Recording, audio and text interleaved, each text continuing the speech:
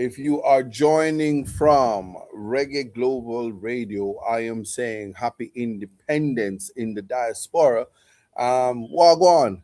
And if you are joining from Best FM 100, right now the time is 4:01 and we are celebrating the 64th Independence Day for sweet, sweet Jamaica and all of you. And I can tell you, the celebration ceremonies all across Jamaica, from St. James, from Westmoreland, right across to right here, St. Thomas, and in Portland. It was an amazing one. You know, the respect to all the people who came out, respect to the fire people, and the JCF. I must tell you, you know, the pageantry is always something to watch. And it was my first time as member of parliament for Portland Eastern to formally participate. This is historical for me. So I was most excited to read the leader of opposition's message to the people of Jamaica. And the message was one of, you know, unity, reflection as to where we are in this society that is Jamaica, where we should be, where we ought to be, what are we hoping for, what are we looking for. We're going to talk a little bit about that. And let me tell you, if you are joining from TikTok, we were live on TikTok this morning, and you know, the reviews were great. Appreciate you. Continue to tap up the screen and share the live. And respect to the famous TikTokers who passed through today. You know, appreciate you and all the support. Always respect for always participating. If you're joining from YouTube, Walking in Divine Purpose is our sole moderator. Um, Respect to you, saying happy independence to you, Walking in Divine Purpose, saying happy independence to my moderators on TikTok as well, and good day to everyone joining from the YouTube channel. You know, it is always a pleasure to do Context Matters, and more so to celebrate it on celebrate through Context Matters. Independence is a beautiful one. And you know, I'm going to tell you a story.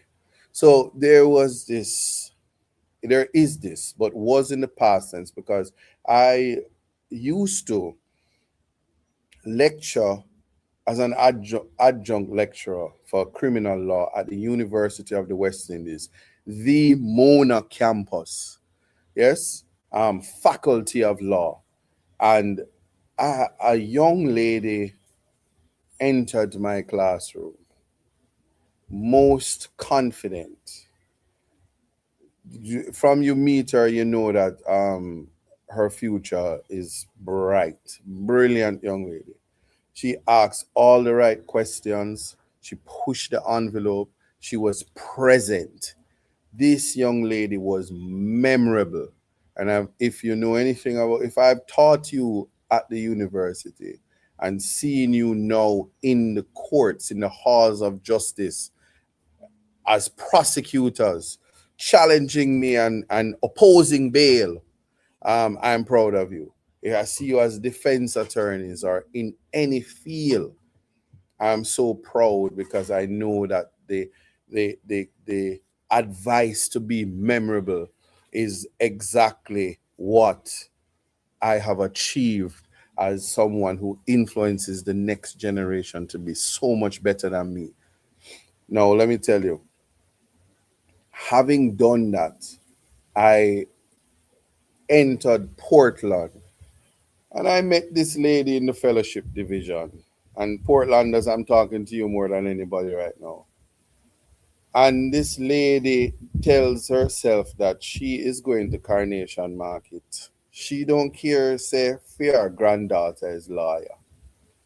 And she like make her own money, and she's Miss Independence. So if anybody wants to know what Independence Day mean, you have to check Granny Upper Fellowship. Right side of Jaron, bar father shop. And I go over there and I spoke to her husband, and her husband say, say, my wife like you. And I pray for her. She pray for me. She tell me say me nice and is my little friend. And that's the one day she said she go in Coronation Market. And I said, let me tell you something, man. Just stay home, grandma. You know, have to take the truck. And did she take my advice? Absolutely not, because she have to make her own money, and she don't care that she have daughter in a law school or granddaughter in a law school, or daughter that is lawyer. But I must say to you that she did tell me that I taught her granddaughter, and that she's I have left an impression, and she liked me for that. And I must keep doing what I'm doing and drown out the noise. And I always go and visit her, and it's my little friend. Now, you must know that this year, just as how history was made in Portland and I became the member of parliament, the festival queen celebration, 27-year drought for Portland to have a festival queen. And guess what? To see a young lady, and I take no credit for her victory, save and except for I can tell you I always knew that anything she puts her mind to, and when she enters that contest, Jamaica be very afraid, because whatever she does in life, the most culturally aware, most active in the community, about the most culturally aware, most active in the community, most poised, and best in gown. Well, imagine being from Fellowship, being Miss Portland, and then guess what? You're the new festival queen for 2026. Congratulations, Christina Williams. We appreciate you. We are proud of you, and you're the new festival queen. Only from Portland. Big up yourself.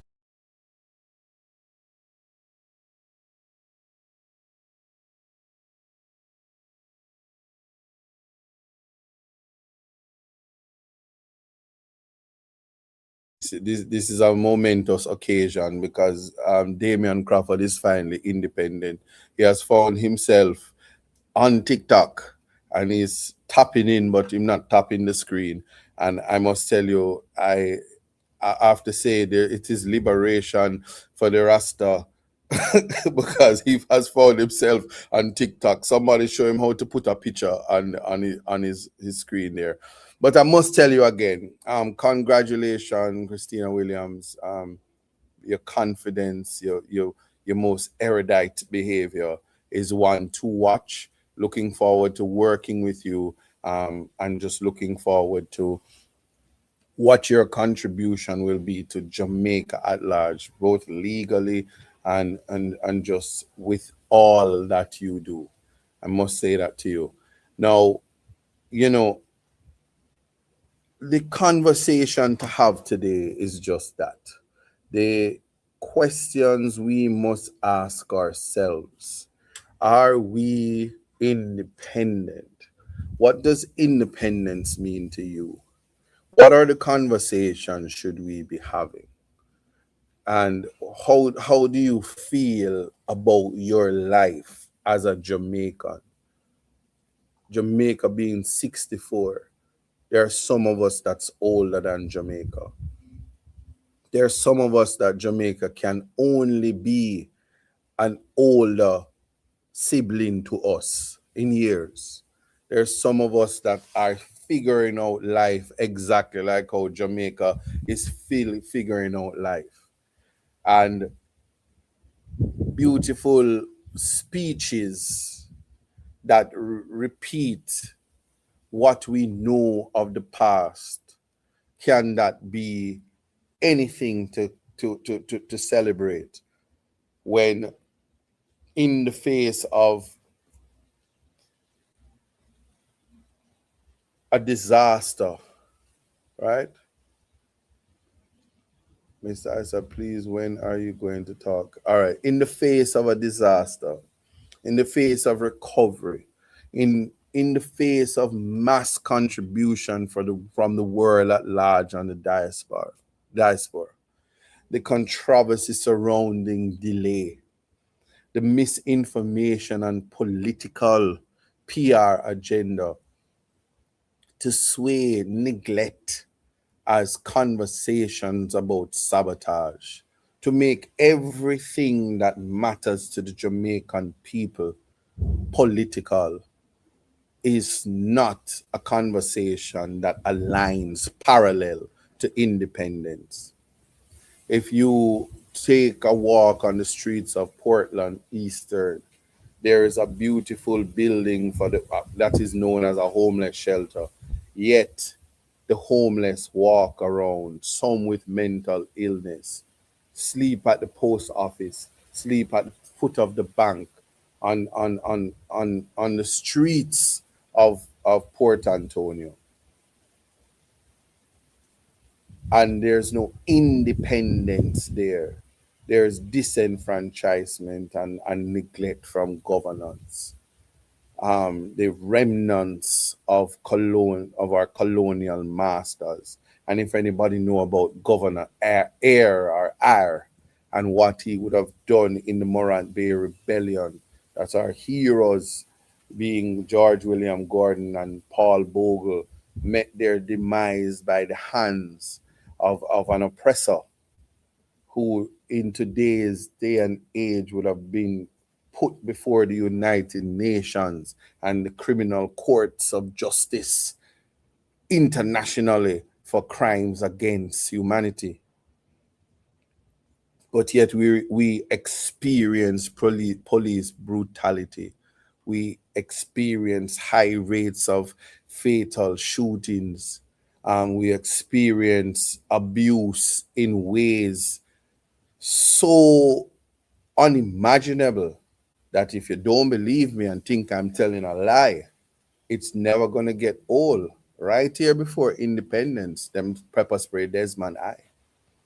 If we have conversations about whether or not we are regressing um, upward mobility, and the mobility I speak of is not a concept where Jamaicans will one day be proud to say, I live in a trailer, a container house. Not the type as envisioned by the American version of white poverty as we speak about independence. Not the one where when you don't like your neighbor, you take your RV and put it on your Ford Tough, and you say, you know what, I don't want to live here right now beside Billy Bob and Billy Jean. That's not my love. And you just drive gone and get a new spot and all of the mix up that come with living in the trailer. White people who don't like black people but decide that them just not a part of the rich class. And what have we become? A repetition of finding ways to talk down to the poor so we can feel better about ourselves. We use education in some spaces as a shackle and not as freedom, as a means to identify as betterment while we discriminate, and we have classist behavior to conduct classist profiling. From your address we decide whether or not. And today I had a conversation with an erudite attorney who was reminding me and making it clear that it is illegal to have $1 million when still the customs form says that you can bring $9,999 right through customs and immigration, and then can't do you nothing as according to the form. The type of law reform that is necessary to maintain human dignity is a conversation that we have to continue to have. To the thought, and I'm going back to this, and I raised the $1 million threshold versus the the 10,000 US dollars, which by now it is about 1.5 plus million dollars. And so currency clearly matters. We as we march along to the type of independence that people speak about. I want people to understand that I will forever, regardless of any position, as a humanitarian, a human rights attorney, and somebody that respects the Constitution in a way that if all Jamaicans understood the importance of constitutional rights, we wouldn't have such a high murder rate. And kudos to the government for bringing down the murder rate, if it even means by categorizing the people who are murdered, i.e., saying that they were challenging the police and they murdered them. The most recent one is a young lady who fell in love with a man and found herself in the car. And even though they did not have weapons, they were executed. And I'm speaking about that so people understand what it is that we're talking about. You don't even have the freedom to find love. You don't even have the freedom to choose who is going to give you bun. You don't have the freedom to find a killer so she can do the upside down and so that she can, while you're at work, bring somebody else into the home and you cry. You don't even have the freedom to get into like sand through the hourglass. So are the days of our lives. These are the conversations to have because never, no matter what happens, no matter how they sell it, yes, no matter what is said in Jamaica, after Hurricane Katrina, one of the best housing solutions was to put people in container homes because the insurance industry decided they were not going to replace these homes. And as a result, what they did was to give them container house. And let me tell you, container living is a type of poor living that I saw the prime minister having his conversations and trying to justify why 2.5 million dollars or more is used to set up the 8 by 20 container.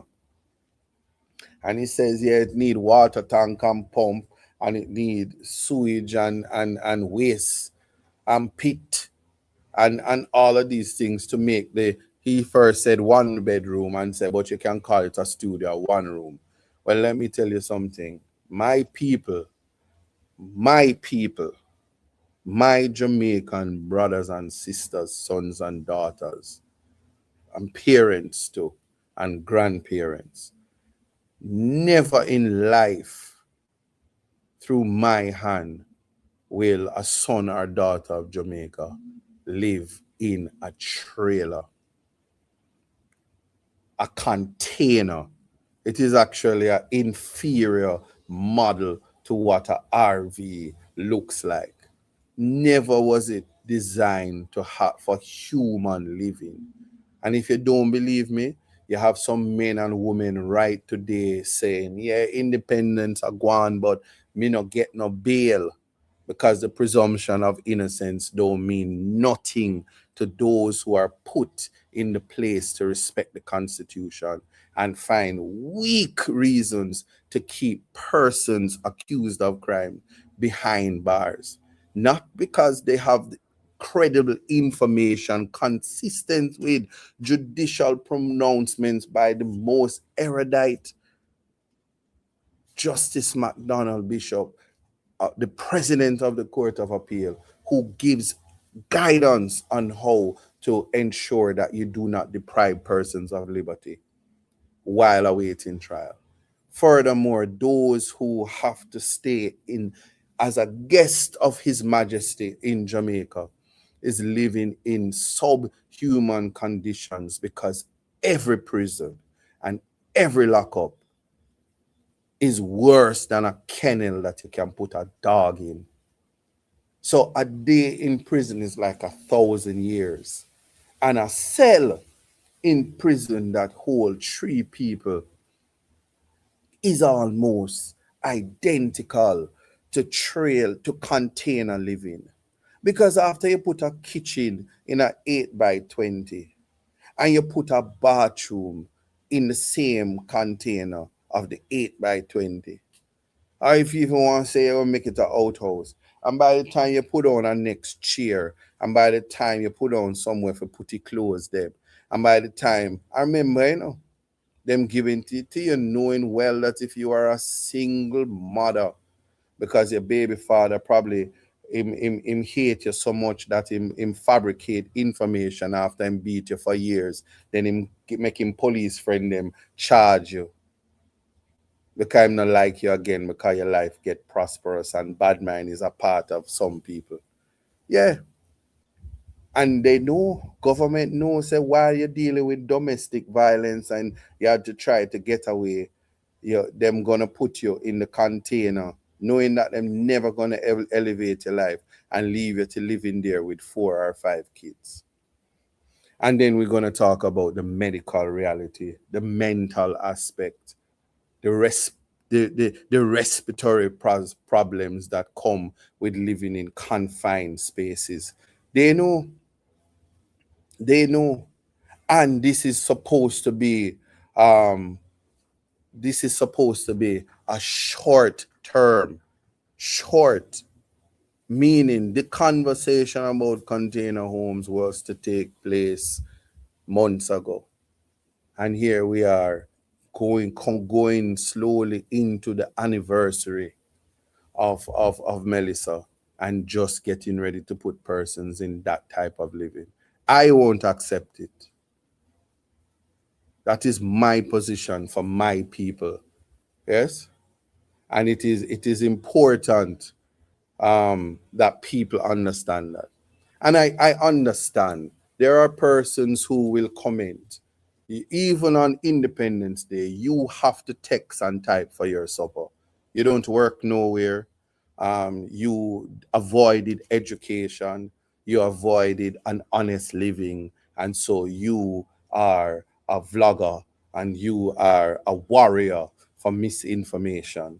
I have to use this opportunity to talk about my people and remind them who they are, and to say, accept nothing less, right?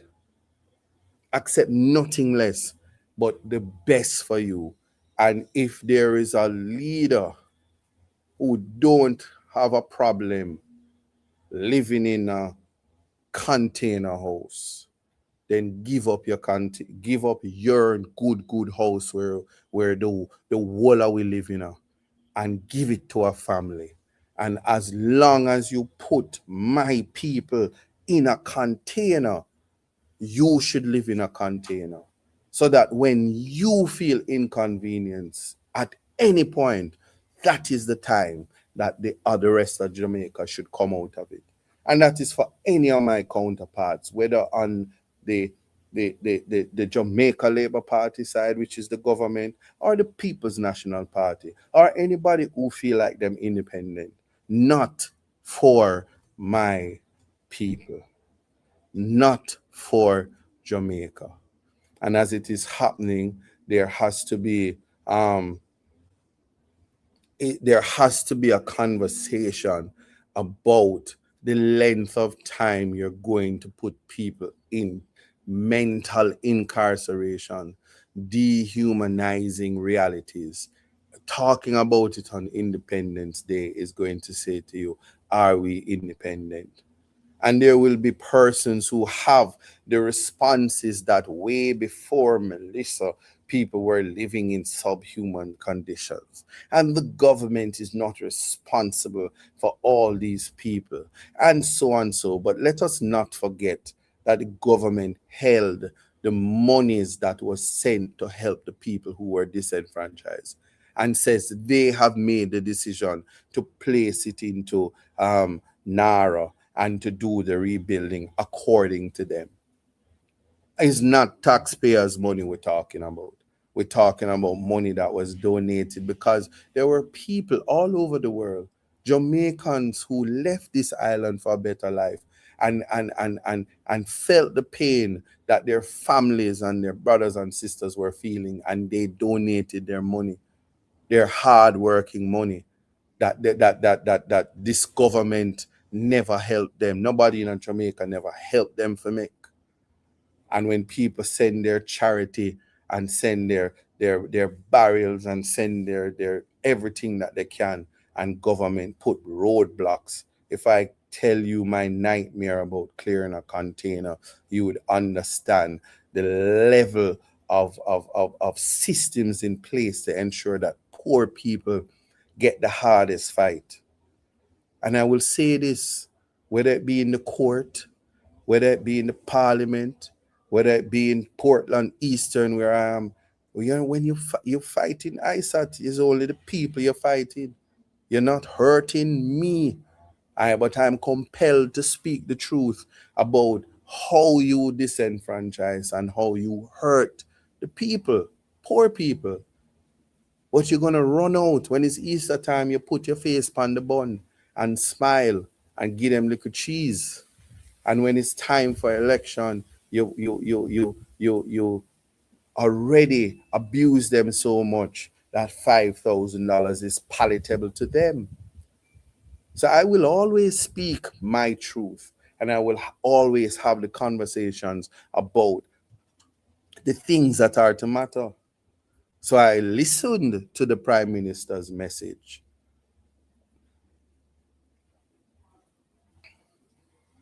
And he speaks about NARA. And he speaks about resilience and build back. Yeah. And spend more time about speeches than is to be done in terms of improving the lives of the people. And you know it is bad when you have time to be handing over one house like a cocoa, and you try fill a basket when it's an entire country. Even Jesus himself knew that if 1,000 people was there, 3 fish couldn't feed them. You had to feed the 10,000 and the 5,000 and work that miracle. And if that is not taking place, yeah, we have to have the conversation about it. And then then people can say, but the government not responsible for giving people house. But there were many social housing projects. And yes, there are red tapes and all of that. But many persons who have a roof over them head can tell you, a PNP, give me the house. Many of them. I mean, not talk one house. I'm talking about putting people in a position to feel what equity feels like. Because they are able bodied people that must go work. But when opportunities come, how can you not see a woman with 5 children and don't live nowhere and understand that many reasons why, including domestic violence, why you have to help her to escape the trauma and put her children in with a roof over them head. If not for the mother, for the children. That is government responsibility. But you wait until the birth rate low because the girl them decide say me now make nobody disrespect me and tell me say me I'm a picnic them worthless. So I just not gonna have any kids. And now you have to be having public service announcements and say, go on, breed sitting, get something so we can increase our labor force. Because if the man with the mind governs those who labor, and we not talk Labour Party, but if those who are governing don't have any mind, they won't have anybody to govern. And before, people love to talk about mandate, and Jamaica has spoken. The 33% of people who voted, yeah, is just a evidence, a reflection on the obvious fact that the people of Jamaica are tired of political pageantry and performative politics. And yes, I must tell you, majority of those new people who voted, check for yourself. People's National Party brought out the vote. We can have conversations about the deficit. But as the minds are awakened, is many things to contemplate. So this year is very, very, very significant as well, because 58 years a partnership between Ghana and Jamaica was formed. And John Malaba, if I say his name right, but we know him name John, the president of Ghana, spoke in parliament to us. And the us I'm making reference to is the members of the parliament, upper and lower house, and the judiciary.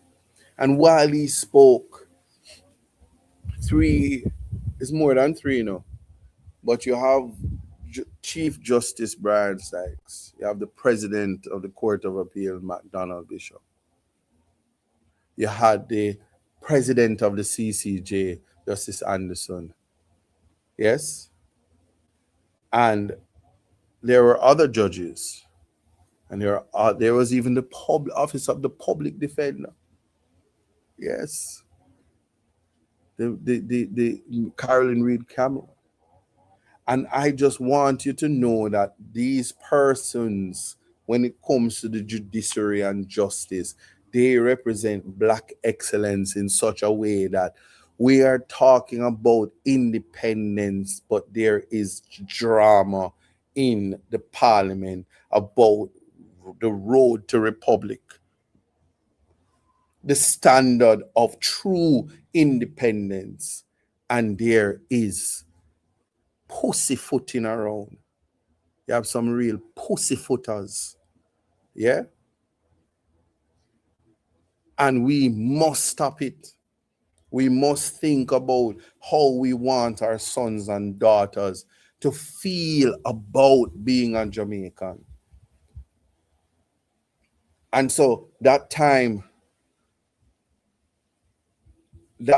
when they spoke about the republic and the decision as to whether or not we should leave the Privy Council and go to the CCJ, that conversation is a most unfortunate one. And I am here to tell you,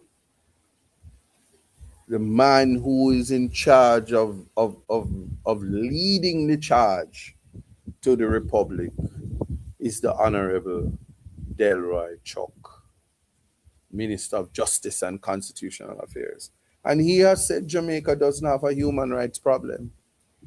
And so anytime we're talking about constitutional amendments, one has to look, because currently Jamaica has the most forward-thinking human rights charter. And protecting that and increasing the rights is where we need to be. And ensuring that when the Constitution is being reworded, it is for us, by us, empowering the people and protecting the people from the creatures of the Constitution that forget that they are creatures, protecting the human beings from the servants who find themselves just like the book Animal Farm, and the pigs are out and the donkeys are out, and all the animals who thought that they could do what the colonial masters do, and is ruining what is Jamaica for Jamaicans, to the point that they said choose Jamaica. And here we are every time saying, but what about the Jamaicans? And the response is just go and live in our little trailer house. So when we're ready for the land, we can tell you, say, remember our trailer now, we'll lift you up off of this. So the bulldozer boss won't have to bulldoze like all them bulldozers swinging a Montego Bay, rather than saying, let us ratify, let us get you to be certified, because money was spent. And since the structure is up, let us see how we can ensure that your small business continues to work. Yeah? And for those who on today saying at FinSac, you just dunce. And I hope that you have a plate of food on your table that you paid for. Because to come on my live and say Finsack, I'm a new breed. I don't know nothing about that.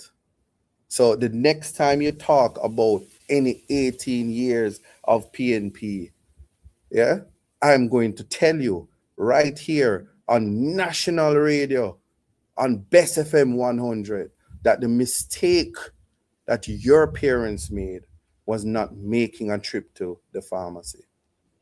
Possibly because at the time there was a choice between Digicel credit and a pack of condoms. That's why you were able to make that comment on Independence Day. I will not be bridled and I will not be distracted to speak the truth. Jamaicans have to ask themselves, where are you in life? Where are you in life? We must instill morals and values for people to be able to become the best versions of themselves.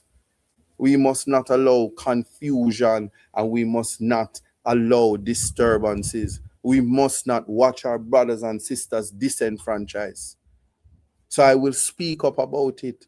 And when people say rules are rules, and if you don't like the rules, find a new school. We challenge them things there and mash it down. If you don't know, let me remind you, when Kensington Primary say Rasta can't come there because Lice and Junjo come with Rasta, I sat Buchanan challenged that in court. I did that because there will always be out order people that flout the rules because they are a product of the animal farm. They are the pigs and the donkeys and the cows and the animals that think they can do better than the humans. That's why there's no respect for human rights in this country. And on this Independence Day, if you think you can use ad hominem to have a conversation with me, I will remind you, attacking the person is not a solution.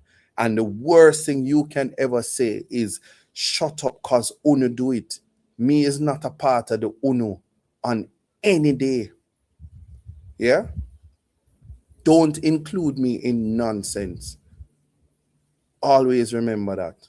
And in case you didn't know, let me remind you, there is a reason why those who are educated understand critical thinking. There's a reason why now the people that you celebrate are products of Black excellence, have been taught by some of the most erudite human beings on the face of this earth coming out of the Caribbean. And again, Black man, wake up.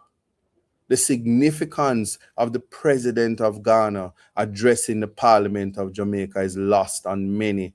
But when I heard his voice, and when I heard his message, and when I knew that the ancestors from Africa is speaking to their lost son and daughters who are more concerned as to whether Sidem was impregnated by Ivy or whether or not Cartel can do what him do, and who is worried about what is going on and if she gone or if him there with them chef, and whether or not Alkali breed something, or whether or not Busy Signal and Vegas get national award.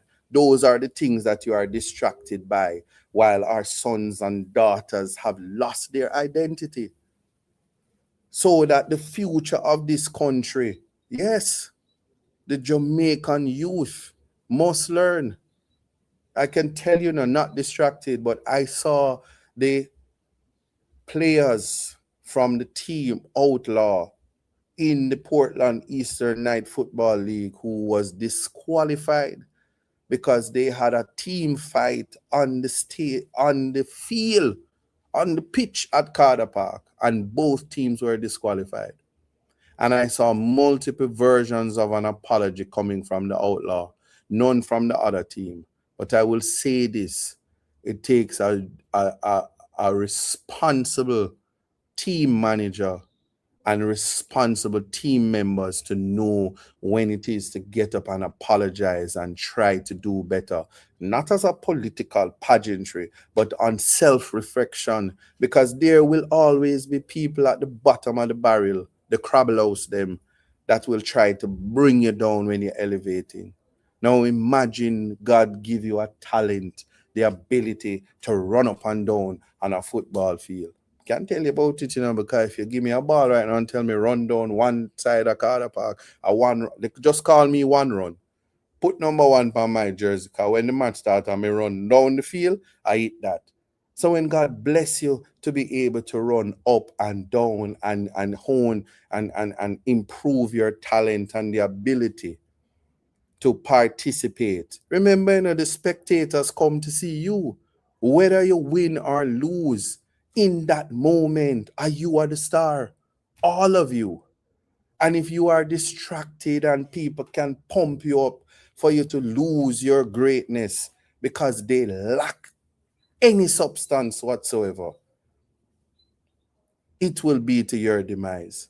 But another thing is to remember, as a young black male or female, the system has always been designed to destroy you. The system is what will cause a baby father to publicly shame his baby mother and publicly draw her down and try to tear her apart to the enjoyment of the world that is a stage, but is also a circus. Enough clown can identify between a political stage, a performance stage, whether it be drama, dance, entertainment, or the circus. You don't know when you're in the ring. So when somebody tell me keep your circle close, me not a clown, me not in the ring, me not a part of that circus. And I want young, it's only young people I can talk to, because you can't teach an old dog new tricks. So me just talk to the new breed. Do not be a part of the losing your internal locus of control. And if you never have one, try to turn it on so that you can receive the message. Because it is when at this time, as a legal mind, appreciating what it is to have the history and the culture, and not the history of Jamaica, but the history of the colonial vestiges of what has caused Jamaica to be like this. For instance, where did you come from as a black Jamaican, this independence? Remember, you were stolen from Africa. Don't mean you was a buffalo soldier, because some people get stolen and glad them did get thief, because they don't know thyself. But I had to look, because when I heard the Ghana president talking, and when I heard Senator Donna Scott Motley addressing the parliament in welcoming and sending greetings to the president of Ghana, and her message was one of the significance of blackness, the significance of remembering who you are.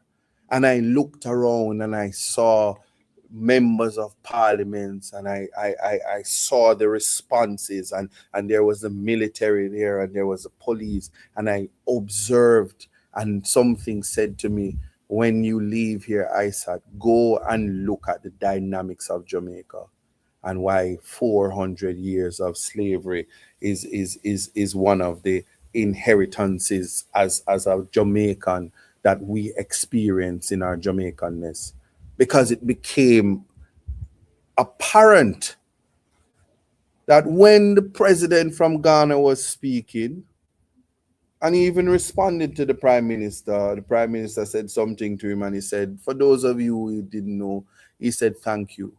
And I respond, Akwaba, you're welcome. Well, Akwaba is my name, and I did long know say it mean welcome, because I is a maroon.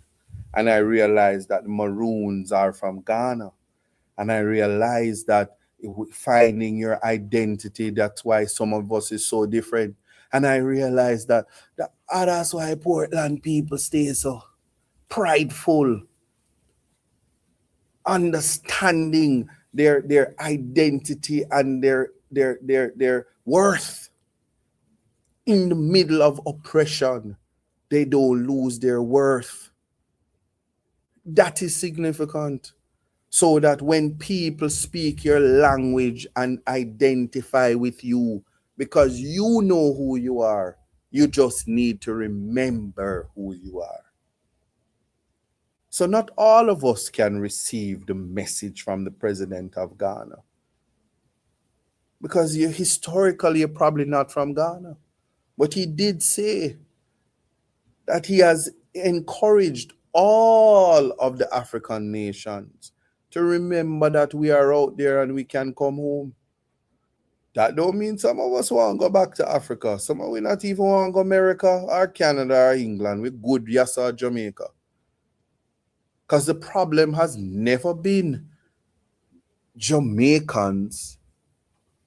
It has been those creatures who are put to rule Jamaica and has taken advantage of the mandate given to them by the people. Because even in independence, corruption is not to form a part of independence, and we cannot ignore it by vloggers and persons who are morally empty to talk about what other people did back then. We have social media now. We have information coming to us in real time. For instance, let me tell you the for instance at 4:48, because I don't have any intention to dwell in this. But let me explain something to you. So yesterday I wake up and saw that there was a report, a article in the paper. Well, it's not even the paper, from a radio station, and I guess they were dissatisfied with me commenting on the trailer, but they went a step further, because they started to report. They interviewed the former ambassador to America, and he's no longer the ambassador. He is not an agent of the American government. He is not attached to the administration that is Trump, the Trump administration, the president of the United States. He is parked. He came into the space as an 80-year-old, and his tenure is up, so he's above the age.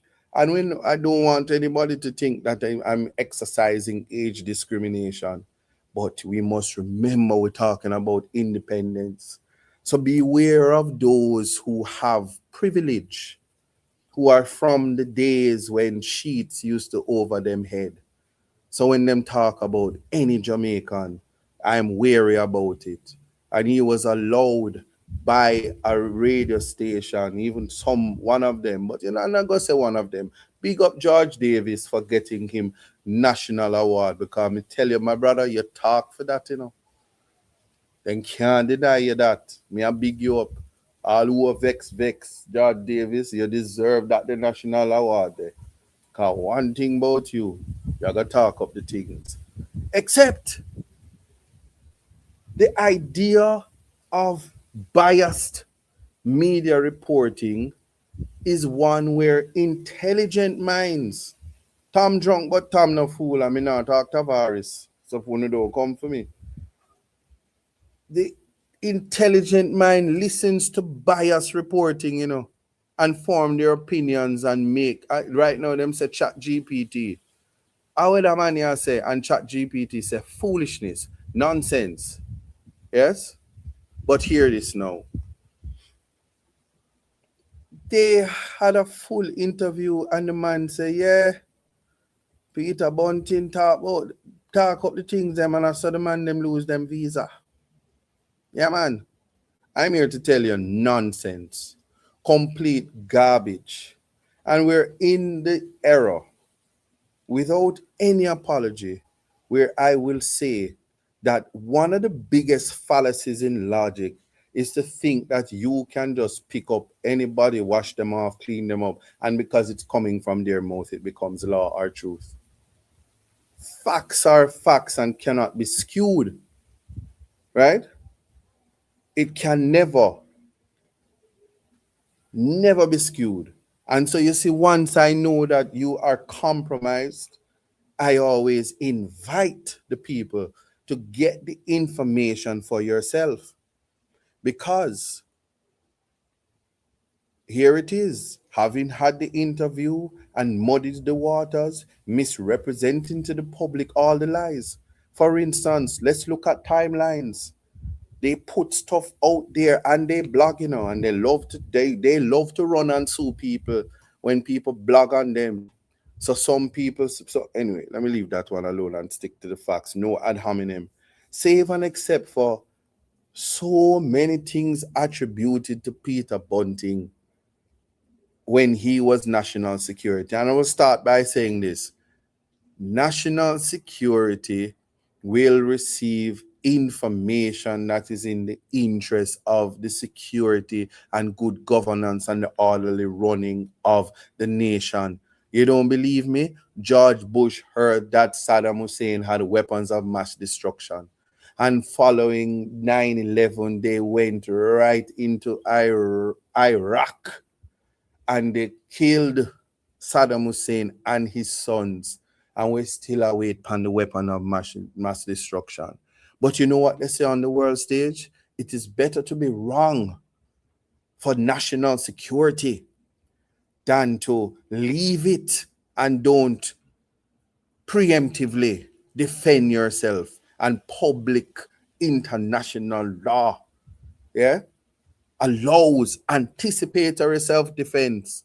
So in them wipe out Iraq because weapons of mass destruction was down there. You best believe it's a wipeout. So when they don't think so, because any security right now, if Harris Chang says something so go so and says national security, like when they're like how in Jamaica, men do no longer escape in nearby bushes. What they do now is confront the police, and no police was hurt in the extrajudicial killings of those who confront the police and manage to have weapons, even if the weapons were confiscated in another raid. Yeah, but it's national security. And one wonders, do you water down security communications, which a part of legislation is that it is secrecy and the crime to even invite persons to look at what a security minister did during his tenure is akin to treason, because it means that when the People's National Party return to power in 2030, somebody can open all the files to look what the Honorable Dr. Harris Chang did through states of emergencies and to reduce the murder rate and make it public. It is nonsense. But even without going down that road, hear me out. You must look at timelines, because I don't know, but them bring up cartel. Them bring up cartel in this, and cartel over there breed see them and I do regular and I make the whole lot of money, but them have to breed them up in a idle, loose, careless, charismatic conversations. Here why I talking about it. Them say Peter Bunting helped them at the reggae artists them lose them visa as far back as 2010, when he was not the Minister of National Security. In fact, let's do the check, because if my memory serves me correct, the election that made Portia Simpson, the Honorable Portia Simpson Miller, the Prime Minister with her mandate, would have taken place in 2011. If me wrong, I want to tell me. If me wrong, I want to tell me. But I know that the Minister of National Security never become the Minister of National Security until the election was the 28th of December, and by January he was a National Security.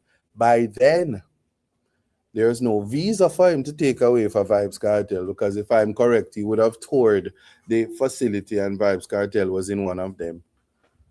But check for yourself.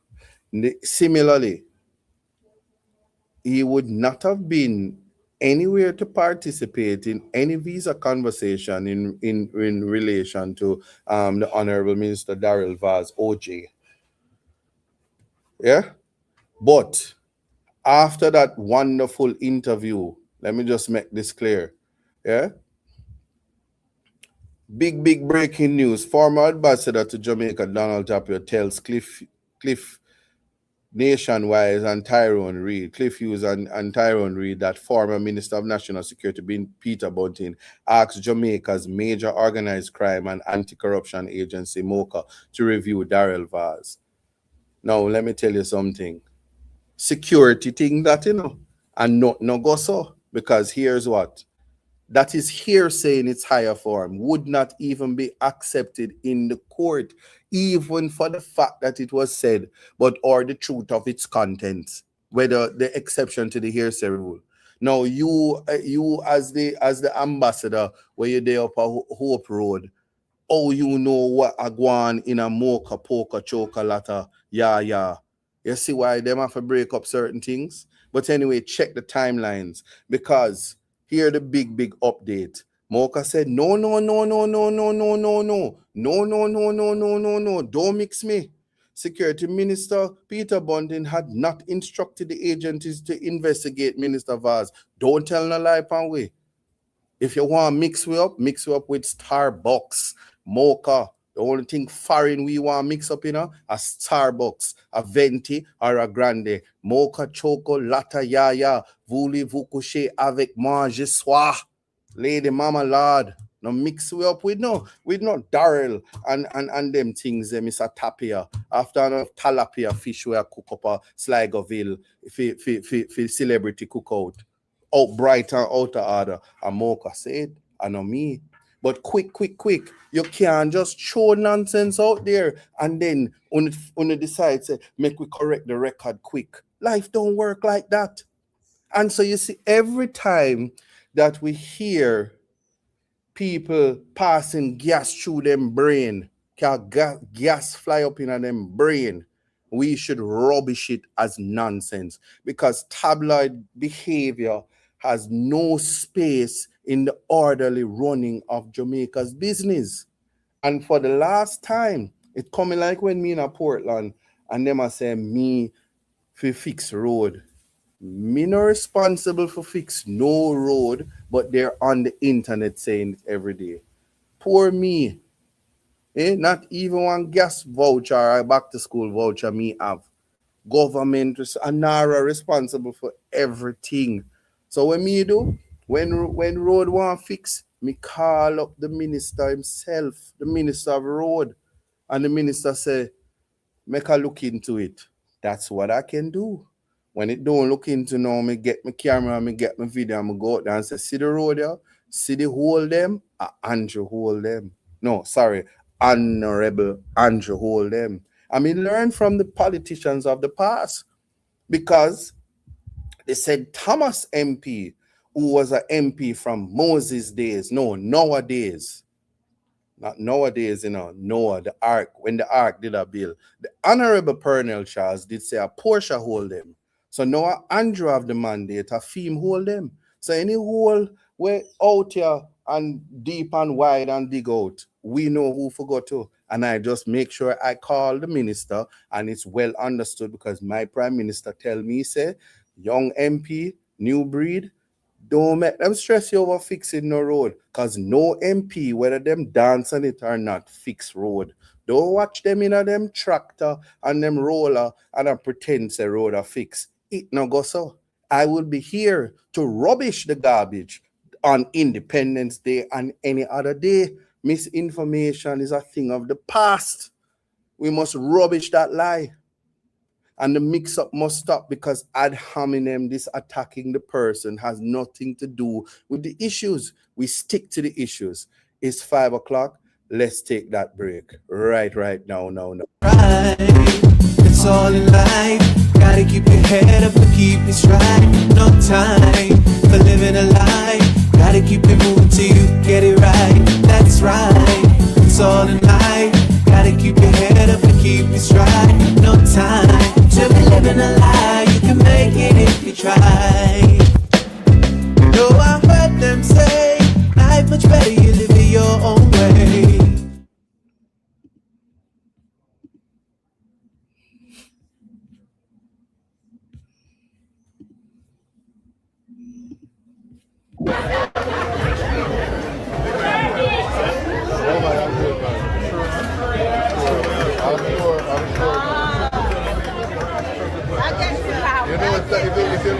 that mean? You lose. You lose.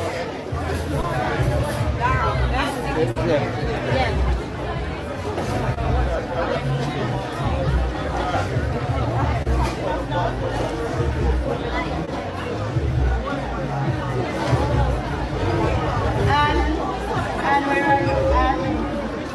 Okay, somewhere. No, that's the top. The top. Yeah.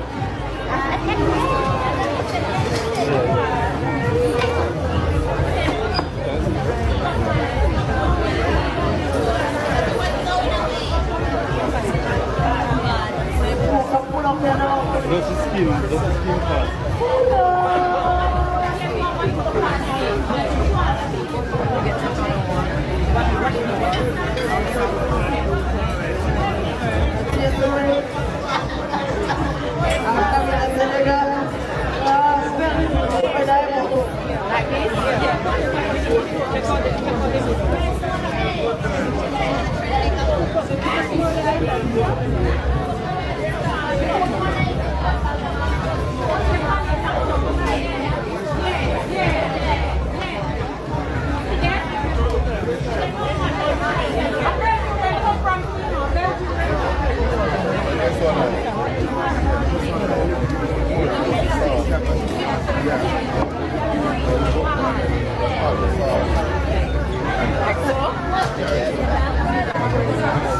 Remember now?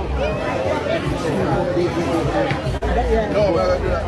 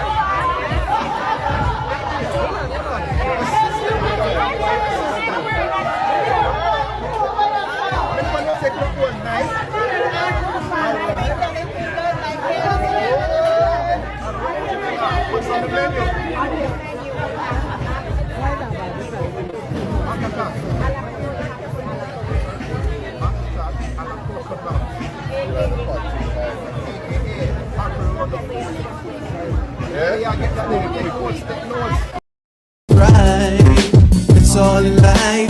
Gotta keep your head up and keep it straight. No time for living a lie. Gotta keep it moving till you get it right. That's right, it's all in life. Gotta keep your head up and keep it straight. No time to be living a lie. You can make it if you try. No, I heard them say life is better you live it your own way.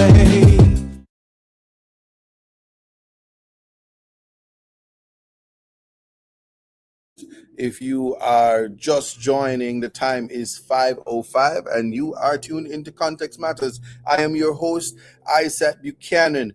And if you are joining from Reggae Global Radio, our flagship station, and you're out there in the diaspora, we are talking about Independence Day, asking the question, are we truly independent? And what does it mean to you? If you're joining from Best FM 100, the conversation a sizzle. It a bubble up. Pot is cooking. If you're joining me from TikTok, continue to tap up the screen and share the live, and we can have the conversation. I'm reminding you to be mindful and respectful. Moderators, I know that you are there and you will do what we do every Thursday. It's Blocky Blocky Thursdays. And for Those of you who are on YouTube, Walking in the Divine Purpose is directing me to remind you that the back to school medical and giveaways will be held on the 13th in Manchonil Division and on the 15th in the Port Antonio and Prospect divisions, respectively. The Manchonil one will cater to Manchonil and the Ferry Hill division, and the Port Antonio and Prospect will take care of the Prospect Fellowship and the Port Antonio division. Naturally, I will say this to you that you are free to go to any one of them because, listen, it is for the children of Portland. We always have to ensure that we support them. For those who are going to the university, we have filled all the grants from the Ministry of Education, but it doesn't mean that if you are doing something spectacular to improve your life through education, the Member of Parliament office is there to support you. You must get something. Go on a school, take your book. Don't be a dunce. Believe me, we want to see the best versions of you. Don't let anybody tell you that is not for you. If God is putting you on a path, that is what Isaac Buchanan is here for as your member of parliament, to ensure that you get where you need to get so people can't hold you down like a crab in a barrel and take you for idiot. Me I said that. And remember now, the Isaac Buchanan Night Football League, Portland Eastern Football League. The first prize is $1 million. The second place prize is 600,000, and the third place prize is 300,000. There are also other prizes and surprises. May I tell you, public, miss the finals, it are gonna change your life. It could change your life just to be present. So if you don't have a ticket, you don't have a dream. I saw them say. I don't know a lot to say, but shout out to the hardware building and construction. Shout out to DIB. Shout out to Sandals. Shout out to Geotech. Shout out to any sponsor right now that's not on the top of my head because I'm not running promotion that much, but to our sponsors who have ensured that this football league is a success. I appreciate you. And to the vendors that have found their way and trust the process about organized vending, learning small business roles, and to those who are assisted with whether it be tents, stove, anything to improve the vending experience for the people. We're going to work it out and we're going to get better. We're going to do it mindful and respectful because you are important to what we are doing in order to revive an economy that is dead from idleness. It's going to mean that you have to be included, and we have to unify, and we have to work together. We have to find the talent. And to the children who come out now, it's every Sunday. It used to be Thursdays and Sundays. Now it's every Sunday. And those young boys who practice the keeping up and went from 2 to 4 to 28 because practice makes perfect, and what you're competing not just on a whim, but you're preparing yourself. That is the type of energy. And to parents who have children that's not athletic, there will be other ways for your children to be able to get access to tablets. This process is for the athletic boys and girls who are confident enough to not have a problem competing and winning a prize, because that is a part of the race of life. And to the players who are participating and showing the greatest amount of respect, dedication, and professionalism, I promise you, continue on the path because it will be worth it for your development. And remember, may the best team win, because we have to go St. Mary and beat Chris Brown team.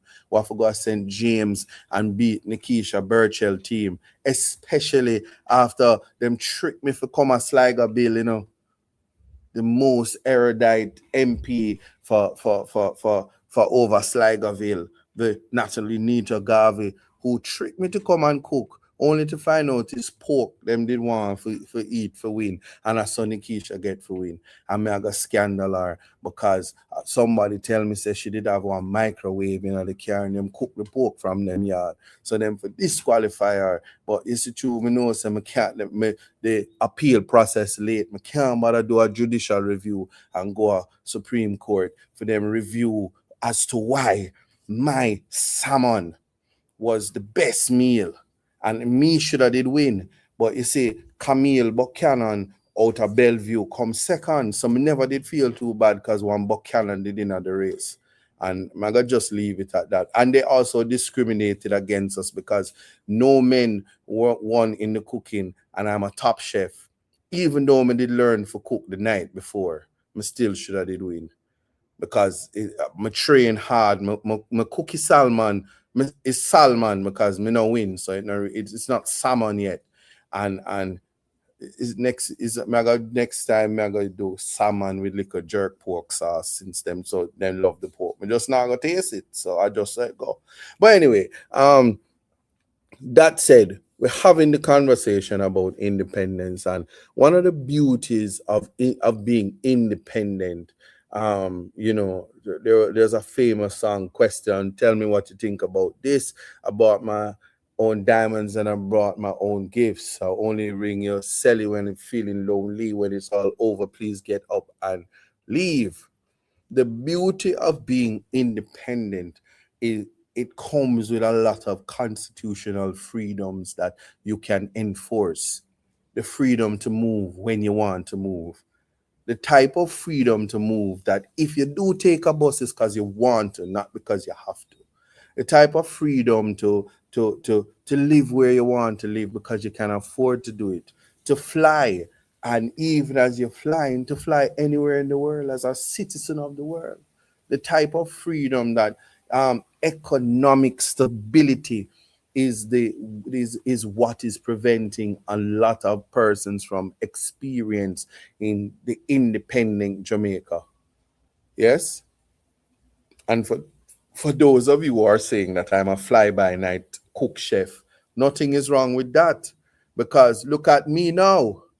Last week, I could not boil water. But last Saturday, I was cooking salmon as a top celebrity chef.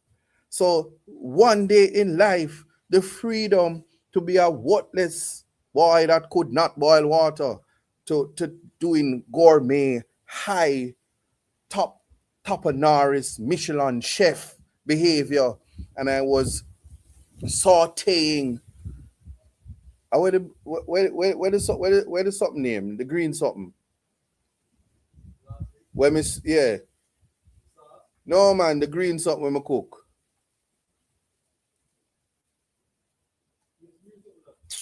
String beans. Oh, you what? Let's that's why you drop off of the roof, From you drop off of the roof, you don't remember nothing. Yeah, from the string, I was sauteing, stir frying string beans, and I was cooking down the sauce, my special sauce. Yes. I was doing all of those things as a top chef. Sometimes it eludes you because you never know when you're going to cook block broccoli or cauliflower, but you have to have some greens in there. You understand?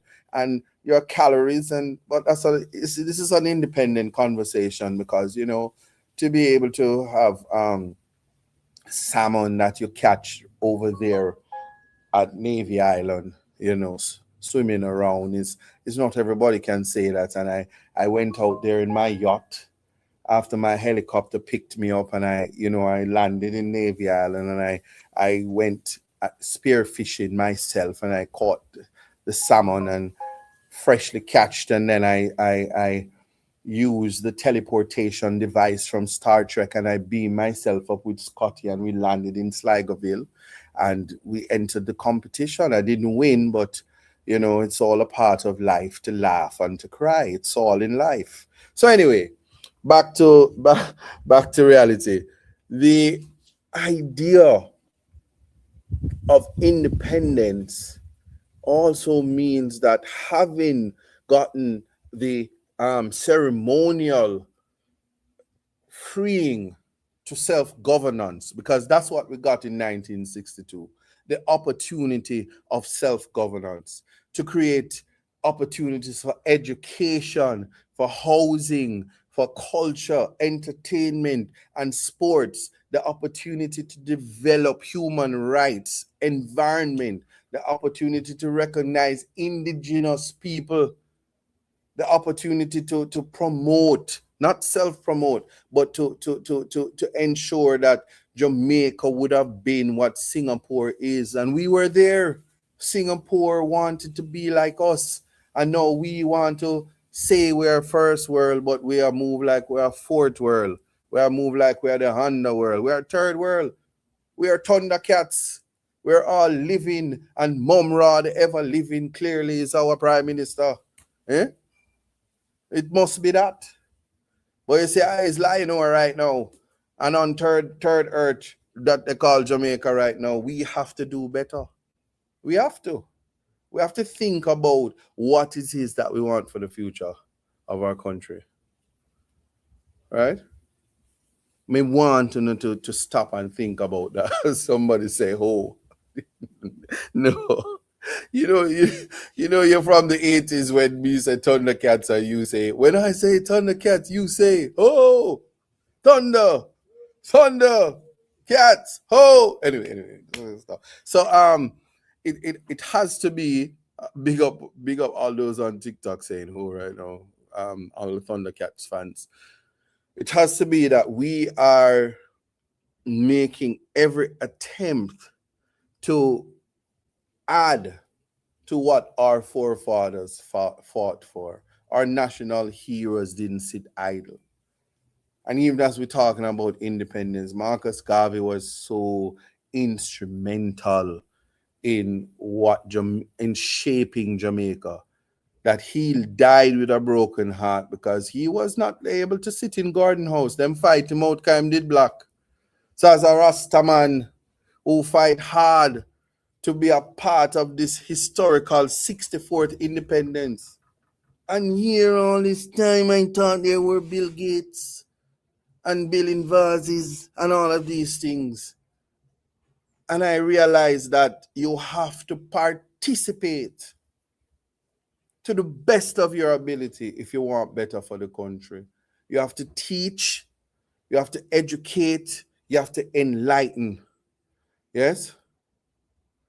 Somebody say, what do you think of the awards that was dished out today? I have no conversation about the awards. When my father won his award in COVID, his Order of Distinction, and I think it's time that they give him Order of Merit and Order of Nation and Order of Jamaica. My father, Big Youth, deserve all of them orders there. Because I mean, awards is always for recognition from your peers and stuff like that. It's the awards are aching to honorary doctorate. They give that to people, recognition from your peers. It's different from writing your thesis. It's different from doing something that's actually you get off of your own accord.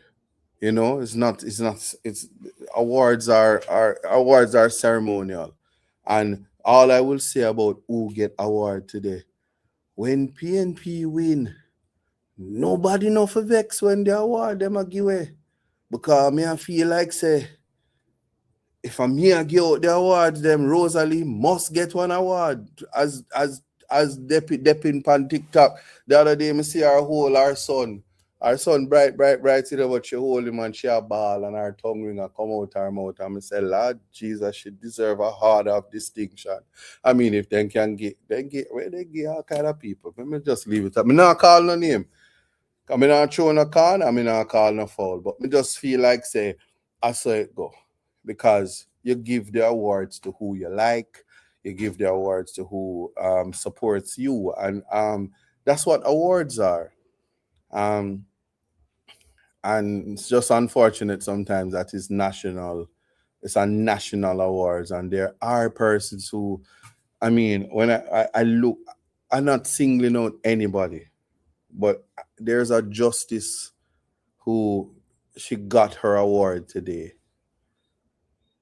I don't know if I'm allowed to call her name, but I see Justice Graham Allen. And if you know the type of work that this judge does down there at the Supreme Court, you'd understand why it's enough for me to look at the list and know there are persons who actually contributed to this country in a way that the impact is felt nationally, whether you ever knew their name or not. But in all things, there will always be those tokens and those jokings that form a part of it. And I said earlier, because George Davis got his award and him deserve it. He was the president of the Press Association of Jamaica, and he deserves it. Although it cost me 365 days a year and has nothing good to say about me, he deserves it. And when awards such as this are given out, no matter how you feel about the person, I'm gonna say this without any apology. And them are gonna cuss me. Them are gonna cuss me like when I say me like the Speaker of the House. I'm gonna say, look how George Davis, this up PNP, and him there, me tell him, him gonna cross the floor, him I say George Davis deserve award. Me don't like ISAT. ISAT don't care. Them pepper spray Desmond, and he can't do me nothing. I am independent. Yeah. But anyway, yeah, he deserves the award, and I'm not taking it back. Big up George Davis. You deserve your award. And I've seen other persons. I think I see Robert Livingston.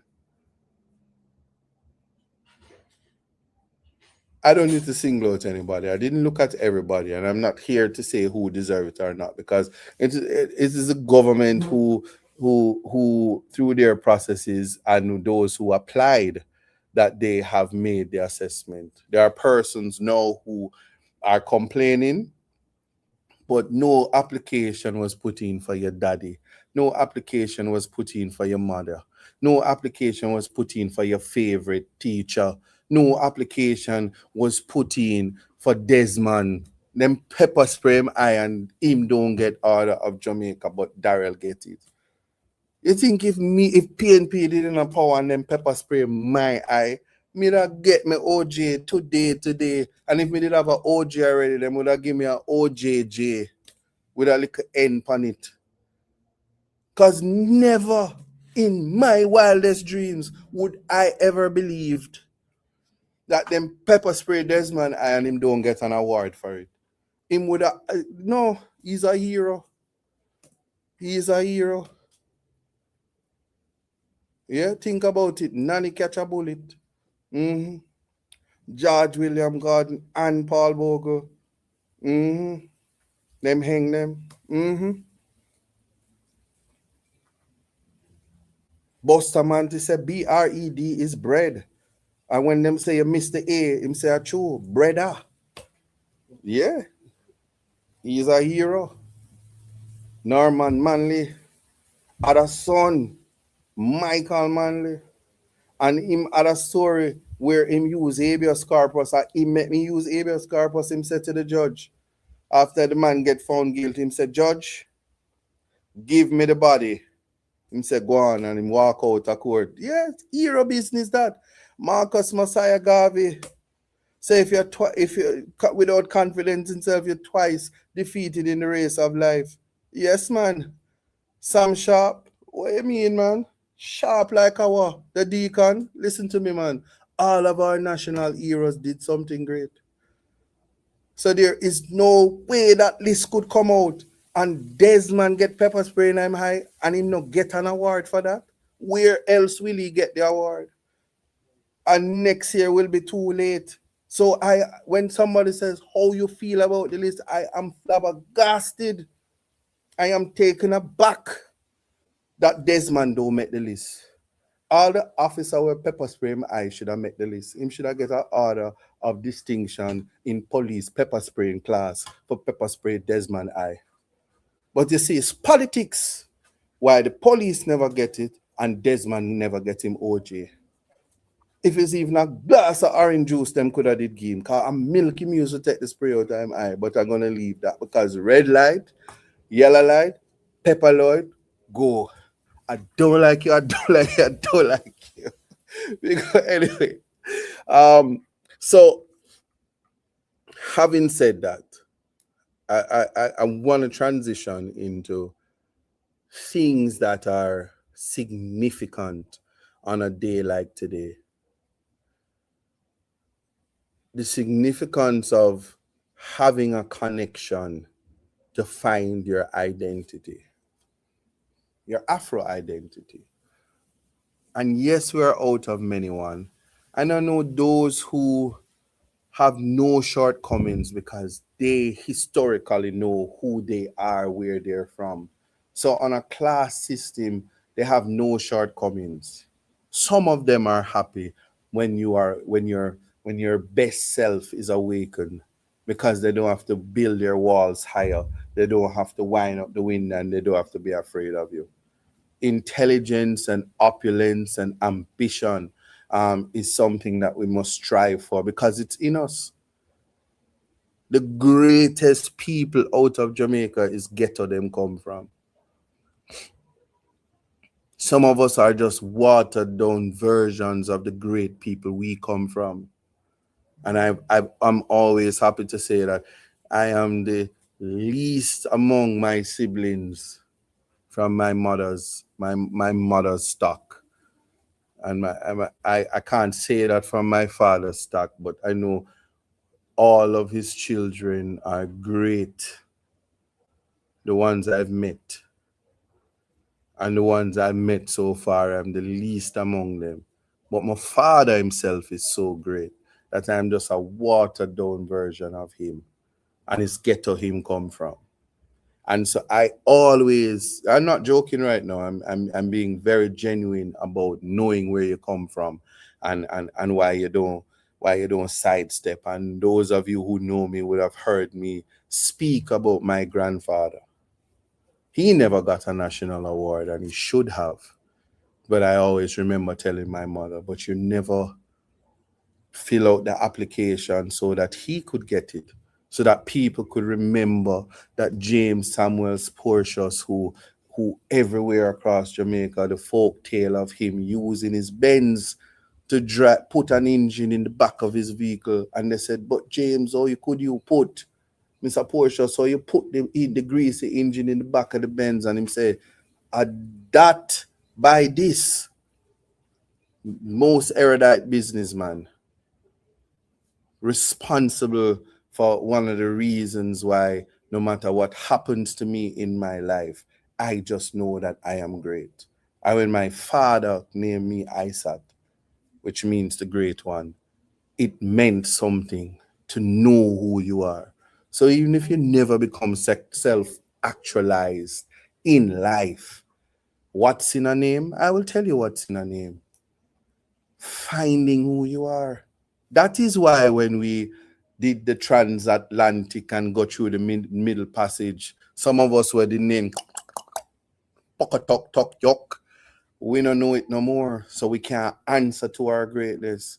But when my father said Isaac Akwaba, and them used to tease me because my name wasn't Andrew, and it wasn't Tom, and it wasn't George, and it wasn't Paul. It was Isaac back then.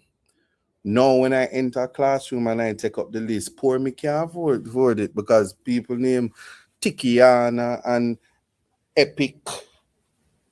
People are named demerit points.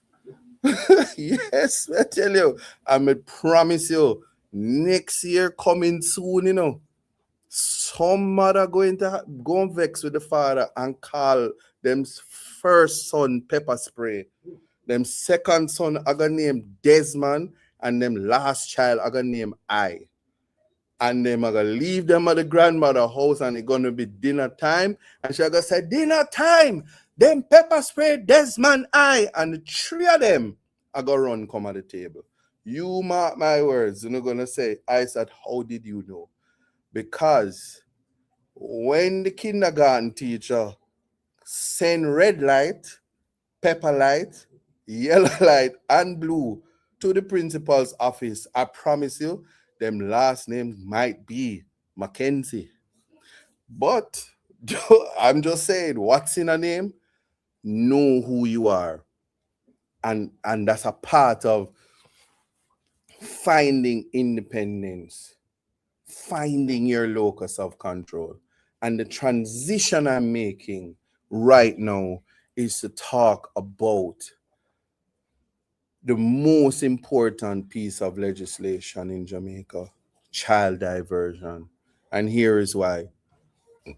If the child diversion committee is successful, we will save our youth who are misguided into handling firearm weapons. If they are possessing the weapons, they can be diverted and escape the destruction of the black man, the black youth in this country by badly drafted legislation until the parliament puts it and gets it right. And I am in there now, so I know, say, God send me on a mission, and I'm not going to be like Jonah. No whale now swallow me, not even on TikTok. Don't send none. But to say this, we must, on this Independence Day, open our eyes, take off the blinkers from our eyes, look at our children. They're all our children. The Jamaican child belongs to all of us. We are to protect them from sexual offenders, predators, abusers. I was going to play a video, but I am broadcasting on Best FM 100. The content is unfortunate, but I will lay the context. A young man sits in a yard on his phone, possibly on TikTok, fully engaged, put one foot stretched out in his slippers, and a woman walks past, steps over the foot, and goes into a room. Out comes a monster having spent years in prison and released this year, could have been late last year, have not been on the road for 1 year yet. So here is the dichotomy of rehabilitation, reintegration, and whether or not judges are doing what they're supposed to do. But the man in his frustration come out and say, youth, you have to move your foot. And the next time you see me baby mother walk, your foot not for daddy. Youth picks his head up because he's engaged in his phone. And he says, oh, big man, all she did have to do is tell me for move it, and me would have move it. I fear yard, she don't need permission. And he goes inside. Other young men decided that them continue to play domino, and he goes back in his phone. Man come out with him shirt on, and I can tell you this, if you're Jamaican, you know, if a man have on a shirt and a cuss you, and he go away and come back and he put on a shirt, and a shop him a go. He has a weapon, and he's going to use it. Especially if you don't know him was previously incarcerated, you don't know. And he's a youth. The youth is a youth, and him sit down and he's still in his phone, possibly on TikTok looking at Rosalie. And Rosalie did a hold her son and a ball, and her tongue ring did come out. And the man just come and just box him, hoping that the young man would fight him back. But this is a youth, as in the ability to take your blinkers off and see a child. Because if the child is not 18, he's a youth. And even, he's a minor. But until you're 29, you're a youth. So it's saying in Jamaican law, a youth in this country, his youthful days end at 29. And his brethren could not believe that this man was beating up the lickless one out of all of them, and him take up a shovel for defend him friend, and the man chop him up. And I know wherever that baby mother is right now, him probably used to beat she, so she knows violence, And maybe when she went in there because of her trauma, she just got tell him something, so she never have to take no frustration was taken out of her. But he did transfer that malice and him chop up the other youth. The youth's name was Sean. And Sean, wherever you are, I hope your family have money for plastic surgery because those chops would have scarred you for the rest of your life, physically and emotionally. And I felt it. I was hurt by it because there's nothing in life that could ever cause you to attack somebody to the point that you wanted to kill them over something as simple as your foot was in the way. Never touched her, never caused harm. And that is where we are when it comes to bringing, not being independent and free to be away from uncivilized miscreants in a society. The conduct by people that make you so conflicted in terms of the level of quickness that the JCF have to use on some people. And when them get unalive, mothers says then they ain't do nothing. Body cameras must come out. Human rights is the order of the day. But there is something called the horizontal application of human rights. And on this Independence Day, speaking about rights and speaking about how we treat children, is that somebody has to be responsible, not just criminally, but on a civil plane.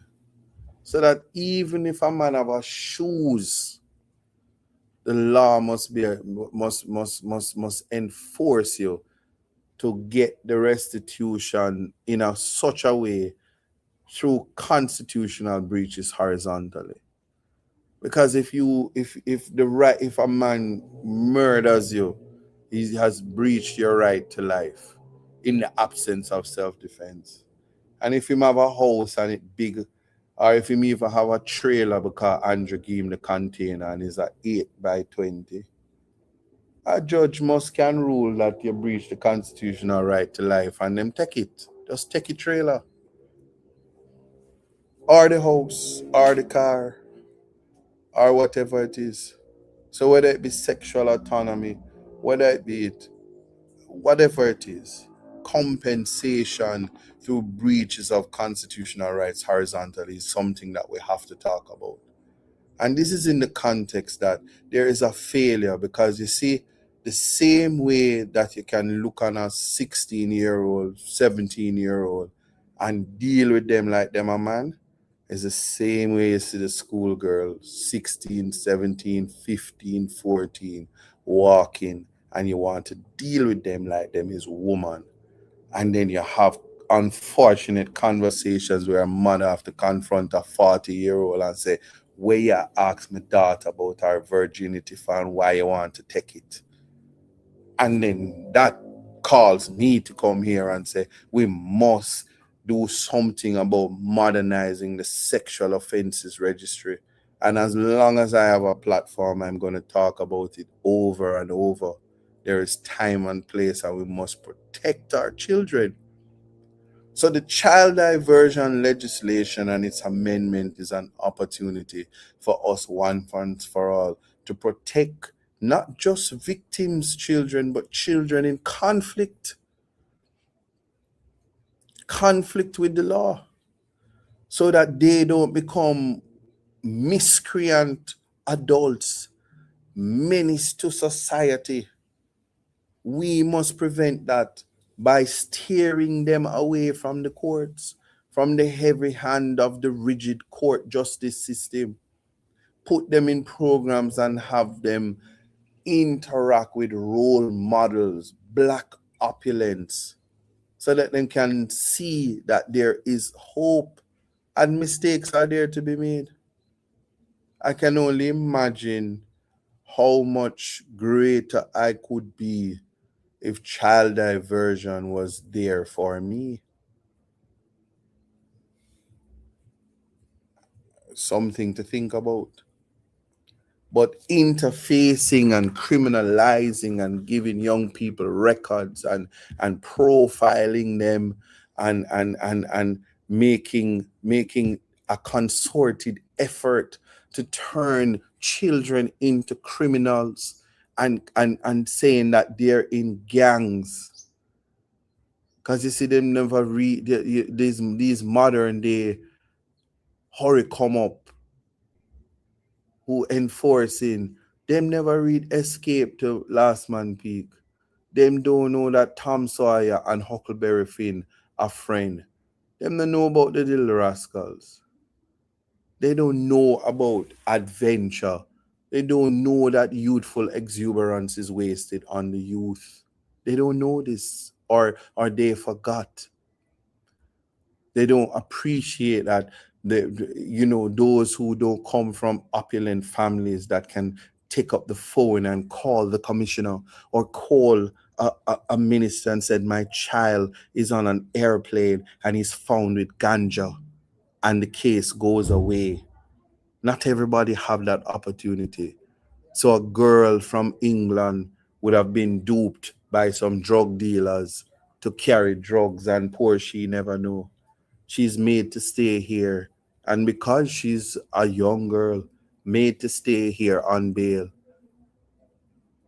somebody breed her. And then she has a baby.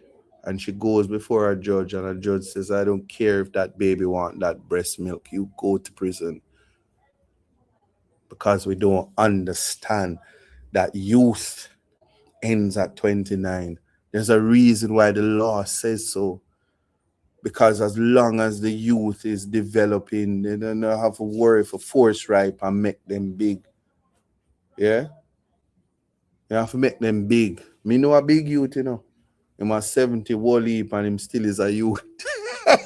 Big youth, give me back the car. Anyway. Yeah. We have to think that way. And there is an issue about how child diversion is accessed and whether or not it requires consent of the victim. Victims whom I believe sometimes is not going to give the consent.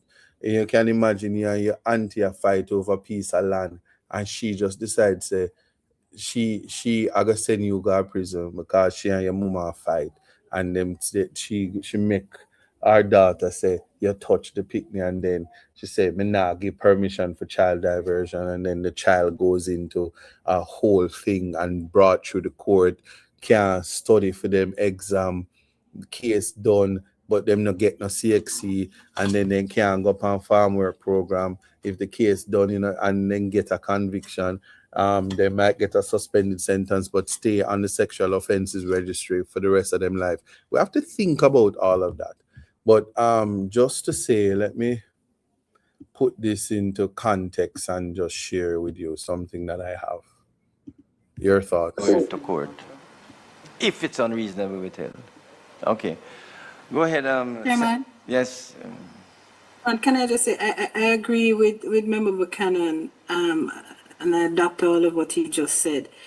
I just want to point out that no less than the Ministry of Education, Skills, Youth and Information have recommended to us the removal of the requirement of consent of the victim. And I just wonder, when we have our central government bodies offering us a recommendation, not to say that we take everything carte blanche, but it certainly seems to carry some weight for me, because they administer another aspect of the children's support systems.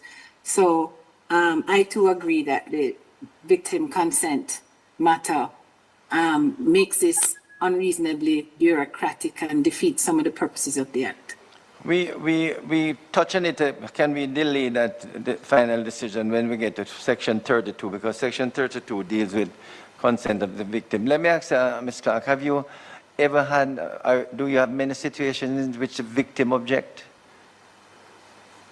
Not that I'm aware of, but as indicated before, the court has that opportunity to do it. But while we speak about restorative justice and victim services and child diversion separately, they're all interconnected. So we don't want to put ourselves at risk for situations to escalate because we're saying just from the get-go, we're not considering your view as the victim.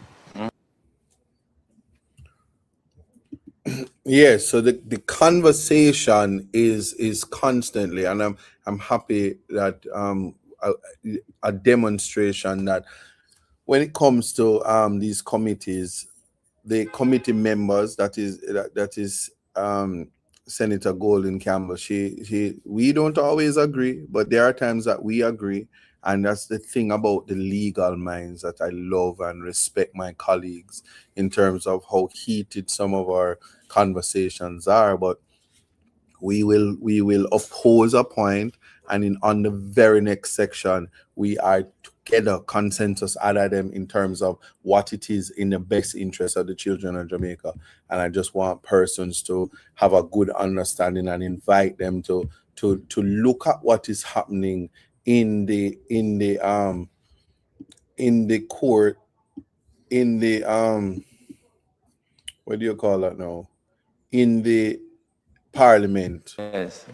I can only think in relation to sexual autonomy, where that is the height of sensitivity, where consent, victim consent and trauma from a particular victim may be called into question. But I cannot see requiring the consent of a shopkeeper for children climbing over his wall and entering his shop, and how he feels about protecting his business versus correcting bad behavior of a child.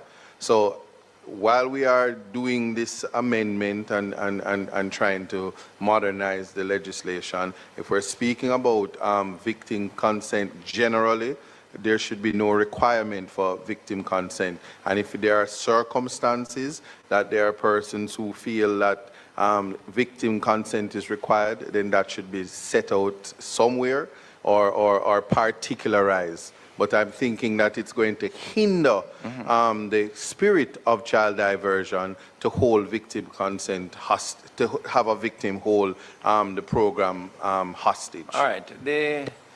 What we'll do... And again, raising this, that the issue of consent is always a live issue. Want persons to understand that it's a requirement now in the legislation, and the advocacy, certainly coming from myself and some of the members, is to have it removed.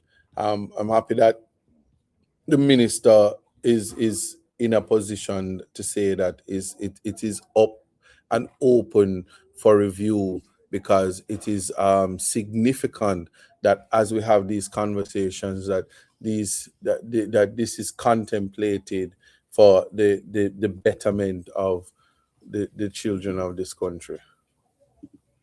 The justice I am seeking, if it is not given to me in this Yes, way. I think that's an appropriate comment. What do you think? Go ahead. You know, Chairman, this is a slippery slope. Again, I'm always cautioning, because there are several scenarios. There are going to be victims that are adults. There are going to be victims that, especially in the Jamaican space, I just need to use one word: land. And children get caught up in generations of fighting, and aunties are victims, and they in order to hurt the sister, the nephew must go down today. And if you require the good graces of such a victim, it's not going to come. The child diversion, the purpose of the child diversion is to put the child, it's to put the child into a program to curtail habits or actions that we want to get rid of.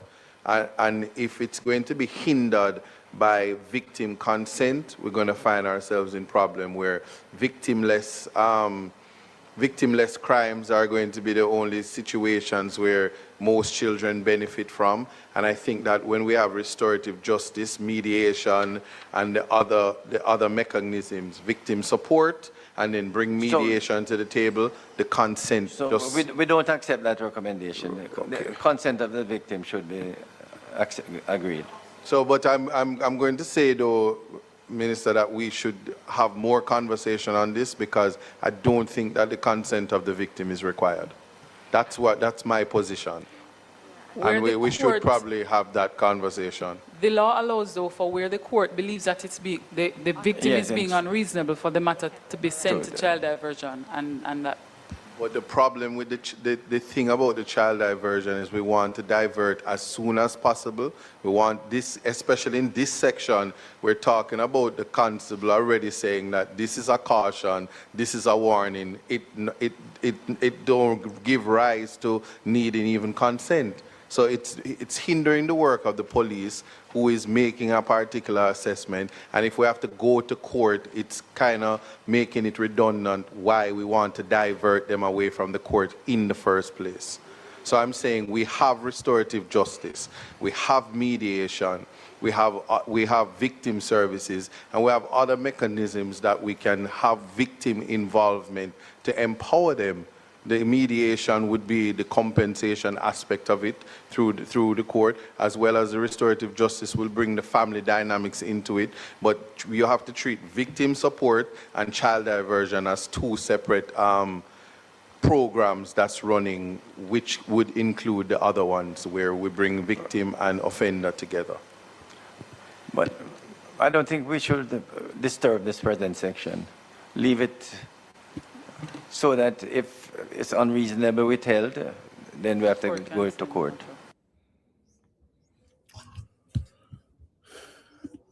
Well, so it is a conversation to be had. It is something to watch. We want to be able to ensure that we are steering children away from the court system.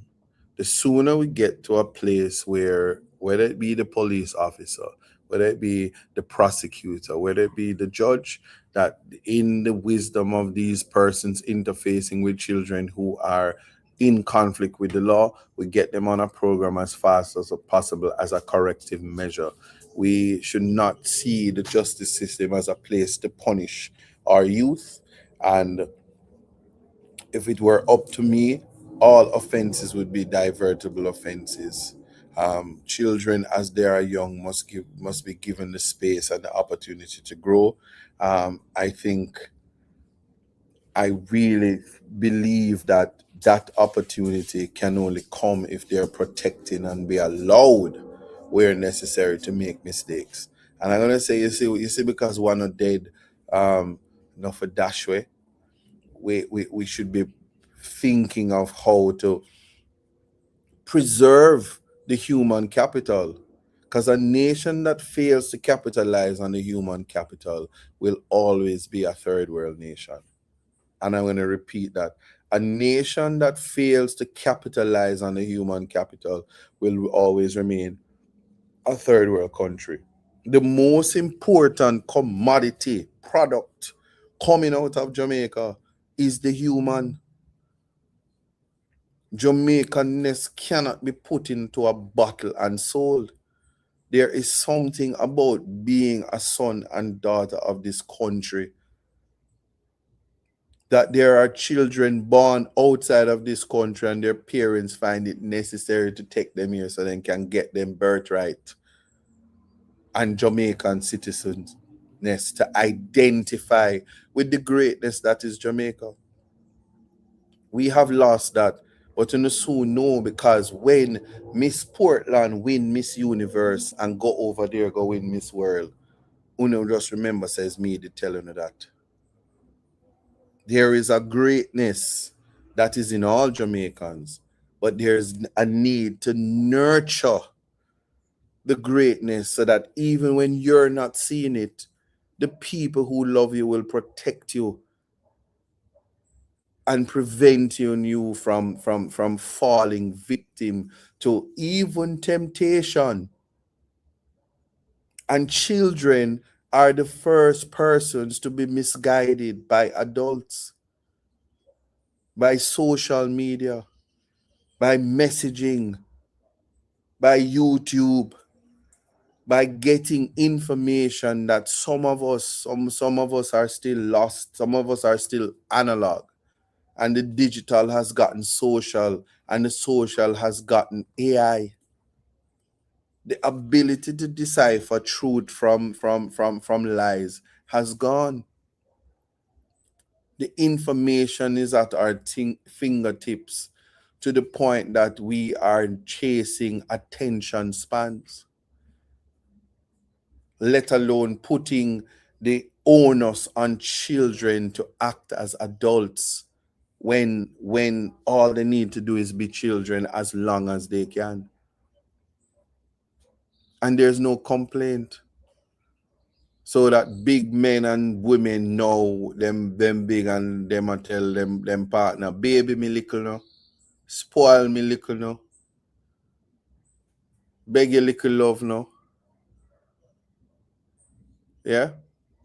So I'm gonna leave it there, but to say that as we think about independence, as we think about what it means to be a free and democratic society, that performative democracy is not what we want. That this guided democracy where persons interfere with the electoral process, where persons are so frustrated they don't participate, where vloggers are the order of the day that put out misinformation and lies with no form of public mischief and sanctions behind it. When the governance of this country, the ability to perform and do the business of this country is lost in the political nastiness that plagues this country. But as long as I'm a part of the political process, you believe if there is a thought or an idea that will improve the lives of these people, even if my name is not on it, I have no problem providing the contribution, because that is what God has blessed me with. That is my superpower. Fact finding and solutions. Because I can think of no better thing to do as we march towards independence, constitutional reform that is potent enough to transform the lives of every Jamaican, even the ones that don't like me. Because Future Fambo with the song of the year, make it clear, I don't like you, I don't like you, I don't like you. Doesn't mean that I'm not going to love your song. So, if we are right in our minds, our thoughts and ideas, and we believe in truth, then of course it's okay to say congratulations, George Davis. Even if you don't like me, I think you deserve your award. I'm going to leave it right there. See you next week for Context Matters. Thanks for listening, because you could be anywhere else, but you chose to be here with me. Ha ha ha.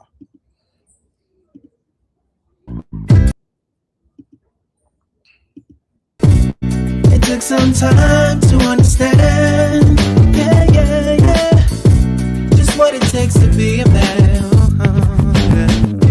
Now it seems each day you learn something to make a better way. Growing up ain't just a phase, it's reality. And sometimes it's hard to face the world with your head screwed on. But in time you will see, it comes naturally, like the hurt and the pain. It's a part of the game. It's all a part of life, to laugh and to cry. That's right, it's all in life. Gotta keep your head up and keep it straight. No time for living a lie. Gotta keep it moving till you get it right. That's right, it's all in life. Gotta keep your head up and keep it straight. No time to be living a lie. You can make it if you try. No, I heard them say life much better you live it your own way. But if you need a helping hand, just call on me, I will be your friend. And when it gets hard,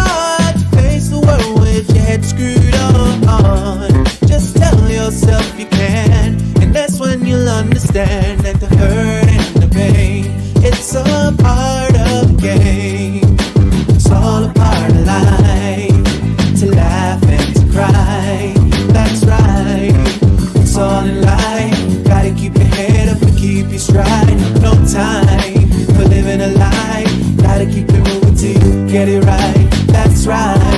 It's all in life, gotta keep your head up and keep it stride. No time till you're living a lie, you can make it if you try. You gotta keep on moving on, don't let no one stand in your way. Gotta keep on pressing on, as we pray for better days. Keep it moving to the next.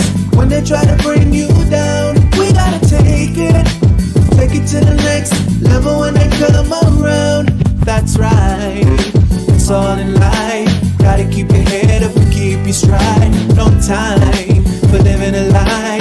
Gotta keep it moving till you get it right. That's right, it's all in life. Gotta keep your head up and keep your stride. No time till you're living a lie. You can make it if you try.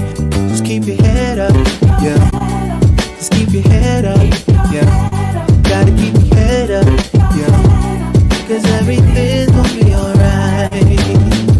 Keep your head up. Keep your head up. Keep your head up. Cause everything's gonna be alright. Cause everything